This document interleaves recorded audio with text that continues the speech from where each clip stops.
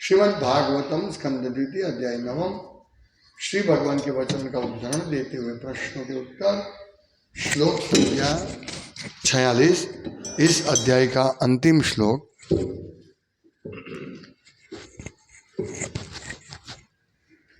शब्दार्थ अनुवाद तात्पर्य डिवाइन ग्रेस इसी भक्तिवेदांत स्वामी प्रभुपाद के द्वारा। यदुताहम त्वया पृष्टो वैराजात पुरुषादिदम यथासित तदुपाख्यास्ते प्रश्नान्यानिश्च कृष्णशः। शब्दार्थ यत जो, उत है, अहम मैं, त्वया तुम्हारे द्वारा, पृष्टः पूछा जाकर, वैराजात विराट रूप, पुरुषात भगवान से, इदम यह जगत, यथा जिस प्रकार, आसित था, तत् वह, उपाख्यास्ते मैं कहूँगा, प्रश्नान समस्त प्रश्न, अन्यान अन्य, च भी, कृष्णशः विस्तार से। अनुवाद। हे राजन, तुम्हारे इस प्रश्न का कि यह ब्रह्मांड भगवान के विराट रूप से किस प्रकार प्रकट हुआ तथा अन्य प्रश्नों का उत्तर मैं पूर्वोक्त 4 श्लोकों की व्याख्या के रूप में विस्तार पूर्वक दूंगा।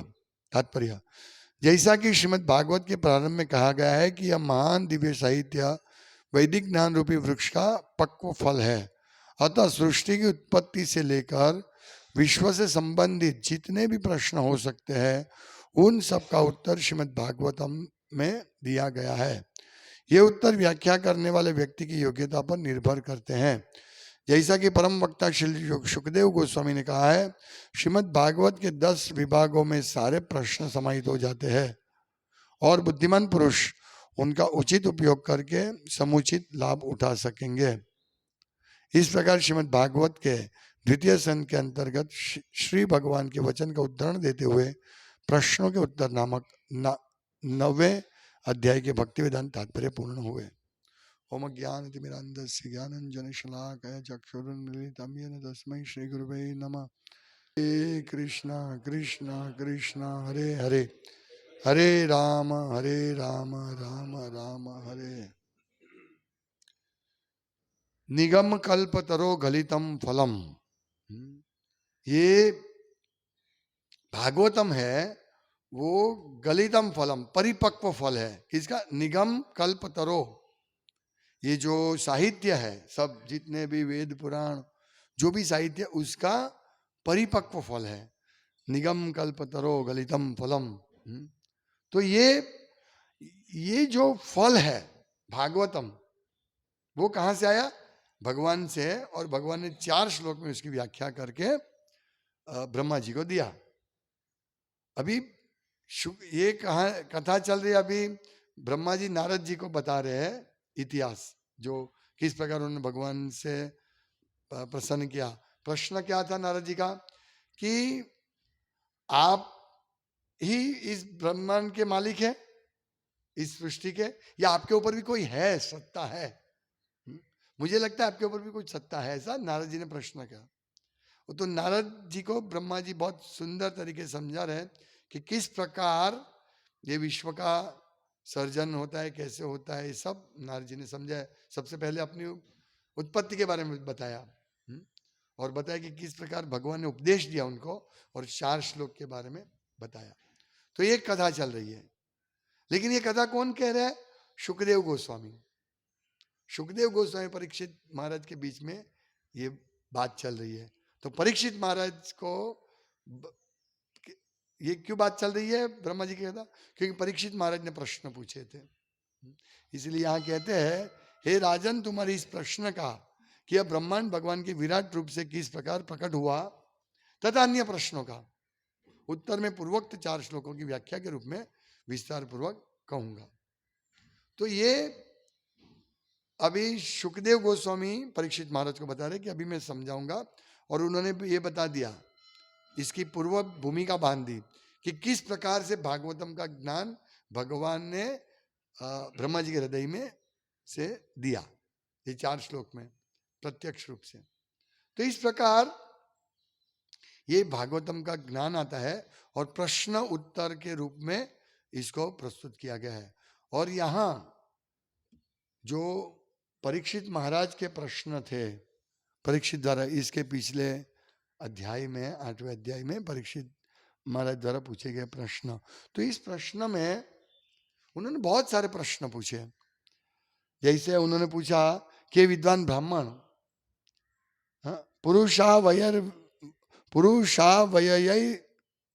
पुरुषावयवै लोकाः सपालाः पूर्वकल्पिताः लोकैरमुष्यावयवाः सपालैरिति शुश्रुम। मुझे जो सुनना है कि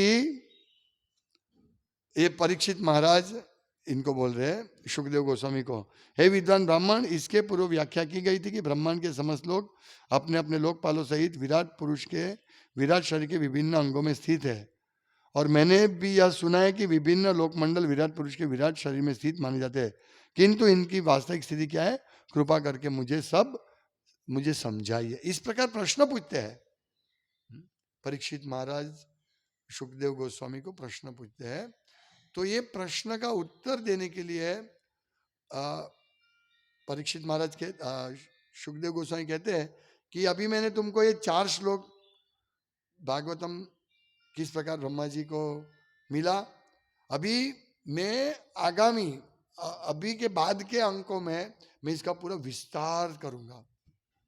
यही तुम्हारे प्रश्न, ये सब प्रश्न है ना, बहुत सारे प्रश्न है, उसमें एक बात बता रहे हैं कि उनको ये बोल रहे हैं कि सर्वमेतच्च भगवान पृच्छतो मे अनुपूर्वशः, मैंने जो आपको जितना भी पूछा, ये सब पूछे और नहीं पूछे, वो भी आप सब उत्तर दे दीजिए। यानी पूरा ज्ञान देने के लिए बता रहे। यहाँ क्या कहते हैं, हे भगवान के प्रतिनिधि स्वरूप महर्षि, आप मेरी उन समस्त जिज्ञासाओं को जिनके विषय में मैंने आपसे प्रश्न किए हैं तथा उनके विषय में भी जिन्हें मैं जिज्ञासा करने के प्रारंभ से प्रस्तुत नहीं कर सका, यानी वो प्रश्न भी दीजिए मैंने पूछा नहीं, उनके बारे में कृपा करके जिज्ञासा शांत कीजिए। चूंकि मैं आपकी शरण में आया हूं, अतः मुझे इस संबंध में पूर्ण ज्ञान प्रदान करे, यानी सब कुछ ज्ञान प्रदान करो। और सुखदेव गोस्वामी क्या कहते हैं कि बहुत प्रसन्न हो गए सुखदेव गोस्वामी। महाराज परीक्षित द्वारा भक्तों के से संबंधित भगवान श्री कृष्ण की कथाएं कहने के लिए आमंत्रित किए जाने पर सुखदेव गोस्वामी अत्यधिक प्रसन्न हुए। ये देखिए, जिज्ञासा, यदि जिज्ञासा भगवान के बारे में हो तो वो पूछने से, गुरु को ये प्रश्न पूछने से गुरु बहुत प्रसन्न होते हैं।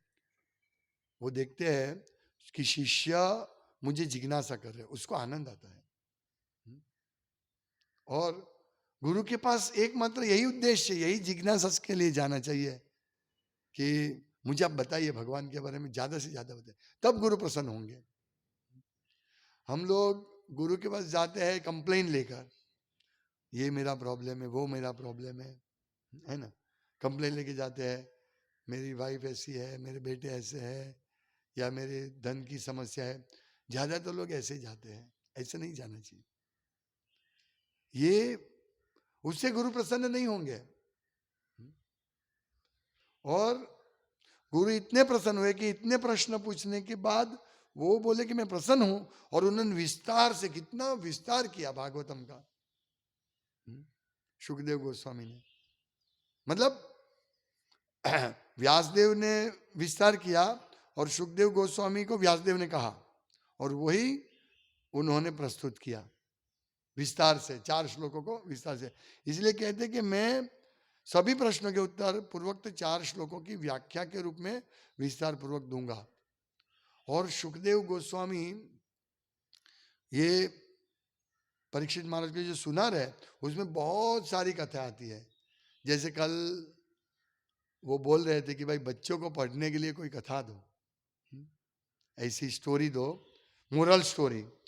मोरल स्टोरी यानी उपदेश मिले और मोरालिटी की, यानी सदाचार की का उपदेश मिले, ऐसी स्टोरी बच्चे को सुनाओ। और वहाँ लिखा था कि अच्छे बनो, बच्चे को अच्छा बनना चाहिए, अहंकार बढ़ना नहीं चाहिए, इस प्रकार से बहुत सारी चीजें लिखी थी। लेकिन एक चीज की कमी थी, एक चीज की, कृष्ण भावनामृत की कमी थी। ये कहीं सिखाते नहीं है, सब जगह देखो। वैसे उन्होंने बोला कि भाई क्रिश्चियन लोग मोरल स्टोरी कहते हैं, मुद्रेसा में भी मुसलमान लोग ये सब अच्छी चीजें पढ़ाते हैं, मोरालिटी यानी सदाचार का पढ़ाते हैं, नीति, नीतिमत्ता, नीति का, कि नियम से रहो, नीति नियम से रहो। हाँ, लेकिन वास्तविक क्या है कि जब तक हम लोग कृष्ण को केंद्र में नहीं रखेंगे तब तक ये सब गुण की बात हो रही कि अच्छे बनो, आप में ये गुण होना चाहिए, झूठ मत बोलो, ये मत करो, वो मत करो, इससे कोई शिक्षा प्राप्त नहीं करेगा। ये सब चीजें आती है जब कृष्ण के संबंध में सब किया जाए। और जो कृष्ण की भक्ति करते हैं, यदि सिर्फ एक चीज कृष्ण की भक्ति को सिखाया जाए तो वो भक्ति सीखने से उसमें सब मोरालिटी, सब सदाचार, नैतिकता आ जाएगी। इसीलिए हमको पूरा ध्यान देना है इस प्रकार के प्रश्नों के उत्तर पे, नहीं कि बाकी के प्रश्न के उत्तर पर। जैसे वो बता रहे थे कि भाई हम चाहते कि हम भी एक पाठशाला शुरू करें, जैसे जैन लोग पाठशाला करते हैं, क्रिश्चियनों पढ़ाते हैं अपनी स्कूलों में। लेकिन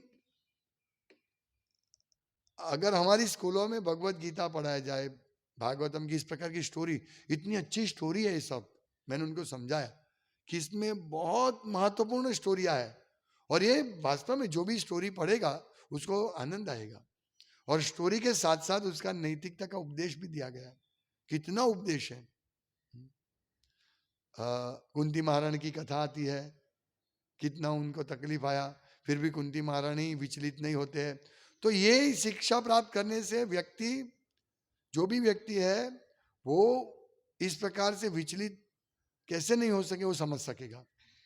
ये सब स्टोरिया मोरालिटी से ऊपर है, नैतिकता से ऊपर है ये सब स्टोरिया, ये कहानी। और ये कथा सुनने से सताम प्रसंगान मम वीर्य संवदो भवंती रत्कर्ण रसायन कथा, ये कथा सुनने से तज्जोषणादा श्वप वर्ग वर्तमनी, हमारा जो भगवान की ओर प्रगति होगी इस प्रकार से कथा सुनने से। अपवर्ग वर्तमनी, हम अपवर्ग में हमारी उन्नति होगी, यानी हम पवर्ग प फ ब भ म मृत्यु तक परिश्रम से फिर निकलेगा, हाँ, भय होगा, प फ ब भ और म मृत्यु। तो ये वर्ग से हम ऊपर उठ जाएंगे भक्तों के संग में कथा सुनने से। सदाम प्रसंगा मम वीर्य संवदी, ये औषधि है। तो ये परीक्षित महाराज को सुखदेव गोस्वामी कह के मैं अभी विस्तार से तुमको बताऊंगा, तुम्हारे जितने भी प्रश्न है ना, बहुत अच्छे प्रश्न है, वो सभी मानव जीवन के कल्याण का प्रश्न है। और प्रभुपाद यहाँ कहते हैं कि ये भागवतम परिपक्व फल है, अतः इसमें सृष्टि की उत्पत्ति से लेकर विश्व के से संबंधित जितने भी प्रश्न हो सकते हैं उन सब का उत्तर श्रीमद् भागवतम में दिया गया है।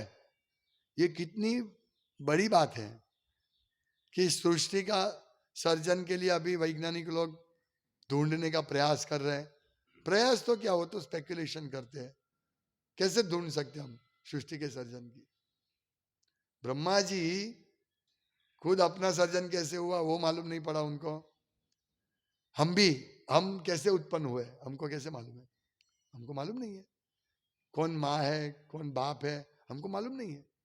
हाँ? कभी हॉस्पिटल में बच्चे की चोरी हो जाती है और कोई बच्चा ले जाता है तो बच्चे को मालूम नहीं होता है, वो सोचता है यही मेरी माँ है। मेरा एक मित्र का रिलेटिव ने एक लड़की को दत्तक लिया था, तो 15 या 16 साल की हुई तब तक उसको मालूम नहीं था कि ये मेरे माँ बाप असली नहीं है।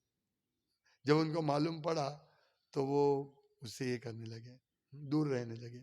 कहने का तात्पर्य कि हमको ये प्रश्न का मालूम नहीं कि मेरे माँ और बाप कौन है। हम तो समझते यही हमारे माँ बाप है, लेकिन पूछना पड़ेगा कि क्या वास्तव में यही मेरी माँ है यही मेरे बाप है। इसी प्रकार हमारे पास बहुत सारे प्रश्न है। मैं कहाँ से उत्पन्न हुआ, ये विश्व का सर्जन कैसे हुआ? हाँ, तो ये प्रश्न के उत्तर कौन दे सकता है? जैसे हमारी माँ बाप कौन है, हमारे बाप कौन है, पिताजी कौन है, वो माँ को प्रश्न पूछने से पिताजी का पता चल जाएगा, हमें मालूम नहीं है। तो ये माँ बाप कौन है, वास्तव में माँ जिस प्रकार को माँ को प्रश्न पूछने के वास्तविक पिता कौन है मालूम पड़ेगा, उसी प्रकार शास्त्र के द्वारा हमें मालूम पड़ सकता है कि ये सब क्या है, सृष्टि की सर्जन, मेरा जीवन क्या है, मेरा उत्पत्ति कैसे हुई, सभी प्रश्न के उत्तर शास्त्रों के माध्यम से मिल सकता है। लेकिन यहां लिखा है कि ये भागवतम है, निगम कल्पतरो गलितम फलम, शोक मुखाद उद्गीर्ण, ये सुखदेव गोस्वामी के मुख से उत्पन्न हुआ है। शोक मुखाद उद्गीर्ण, तो ये बहुत ही आस्वादनीय है ये फल, क्योंकि सुखदेव गोस्वामी जो महान भक्त है, भगवान के महान भक्त है, उनके मुंह से ये आया है। उन्होंने सुना व्यासदेव से और उनके मुंह से निकला है।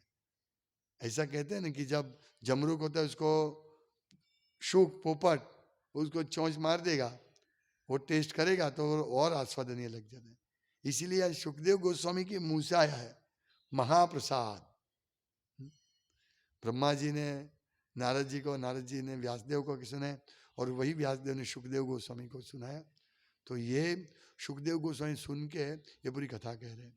देखो हम लोग डल माइंडेड है, हमारा जो बुद्धि है, मन है, सब इतना डल है कि हमारे मन में बुद्धि में कुछ घुसता नहीं है। लेकिन यहाँ देखिए सुखदेव गोस्वामी परीक्षित महाराज को, वो भी परीक्षित महाराज के मृत्यु का समय है, कितनी विकट परिस्थिति होगी आप सोचिए।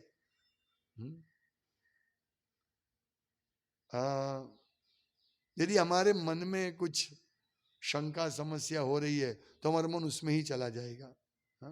हम कोई भी बात ध्यान से नहीं सुन सकेंगे। यदि हमारा भविष्य कहा जाए, किसी ज्योतिष को बताए कि आपका भविष्य ये है, कोई ज्योतिष से जाके पूछे हमारा भविष्य बताओ, बोला आपका 2 दिन के बाद एक्सीडेंट होने वाला है, भयंकर एक्सीडेंट है।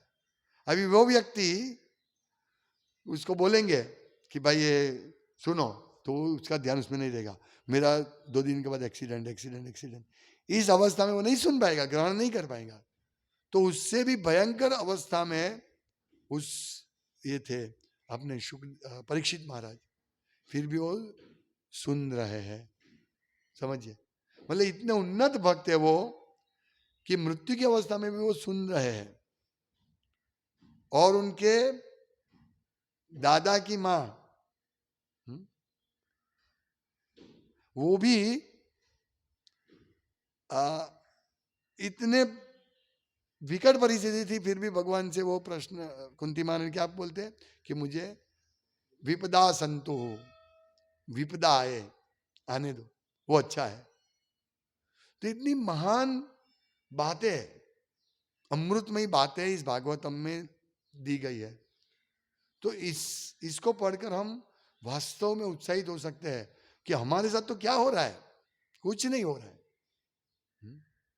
मेरे साथ जो भी घटना, जो भी समस्या हो रही है, वो समस्या परीक्षित महाराज के साथ हुई, उनके दादा अर्जुन से के साथ जो हुई, या कुंती महाराज के साथ हुई, और स्वयं परीक्षित महाराज के साथ भी मृत्यु का शाप मिला है। तो ये तीनों व्यक्ति के पास इतनी समस्या होने के बावजूद भी वो भगवान में अपना मन को लगा के रखा है।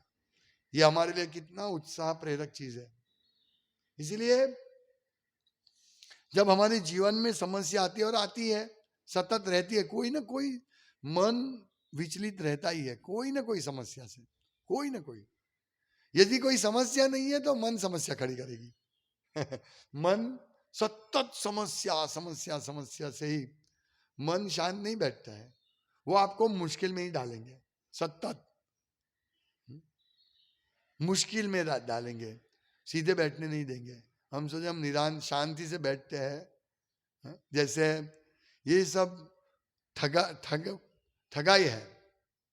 शांति से बैठना, हम रिटायर होके शांति से बैठेंगे।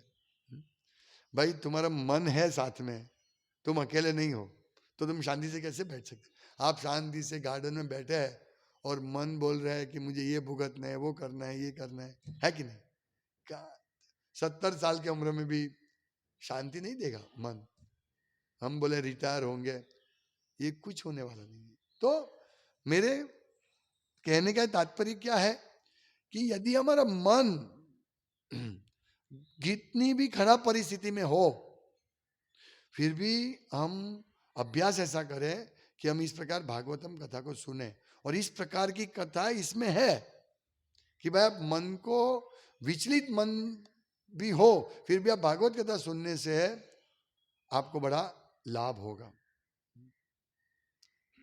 मेरा एक्सपीरियंस है कि माला करते हैं तो जब हम लोग माला करते हैं तो विचार आते हैं, अच्छे बुरे सब विचार चलते रहे, अच्छे मतलब समस्या का विचार चलता ही रहता है। और फिर कभी कभी ऐसी समस्या आती है कि हम थोड़े उदास हो जाते हैं, तो माला में चित्त नहीं लगता है। लेकिन जैसे हम भागवतम सुनते हैं, भगवान कहते हैं, तो वो सब साइड पे हो जाता है और हमारे में उत्साह आ जाता है। मैंने मार्क किया है, यदि हम भागवतम सुनेंगे ना तो अपने में उत्साह आ जाएगा, वापस कितनी भी समस्या होगी वो समस्या साइड पर चली जाएगी। इसलिए भागवत निगम कल्प तरोर गलितम फलम, ये परिपक्व फल है जिसकी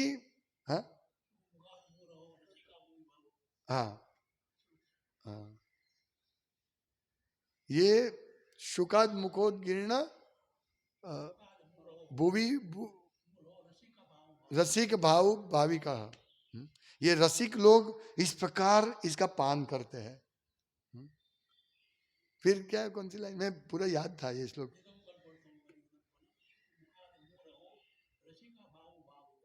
रसिका भाव भाविका। फिर 25 श्रीमद भागवतम શું છે? नहीं પછી हाँ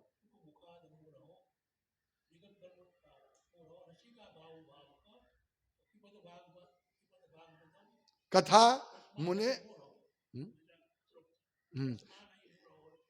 हाँ, ये श्रीमद भागवत की कथा व्यासदेव ने शुकदेव ने जो कही है, वो कथा पक्का फल, ऐसा फल है कि जिसकी स्किन कुछ नहीं है और इसकी गुठली भी कुछ नहीं है, इतना मधुर पक्का परिपक्व फल है। तो इसको पीने से हमें वास्तविक, हम इस भौतिक जगत की सब समस्या से निकल सकते हैं। और यहां तो ये अपनी समस्या से निकलने के लिए नहीं बोल रहे परीक्षित महाराज, वो तो बोलते सुनाओ मृत्यु तो आने वाला है, अभी मैं क्या करूं, मुझे मृत्यु की चिंता नहीं है। यहां बहुत सुंदर बात कहते हैं कि मुझे भूख प्यास नहीं है।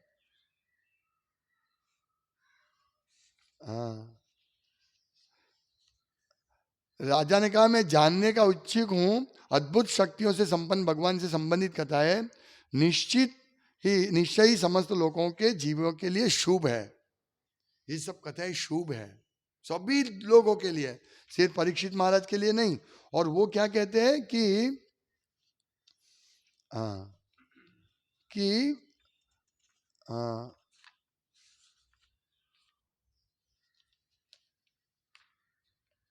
कि मैं अभी भूखा प्यासा हूं, अरे मैं प्रसाद भी नहीं लेता हूं और पानी भी नहीं पीता हूं, वो निर्जल उपवास पे थे, फिर भी बोले मुझे भूख और प्यास नहीं है, मुझे सुनना है। कहाँ गया वो श्लोक? हाँ, देखो इतना कितना उनका उत्साह है सुखदेव गोस्वामी का, कि अरे परीक्षित महाराज का, कि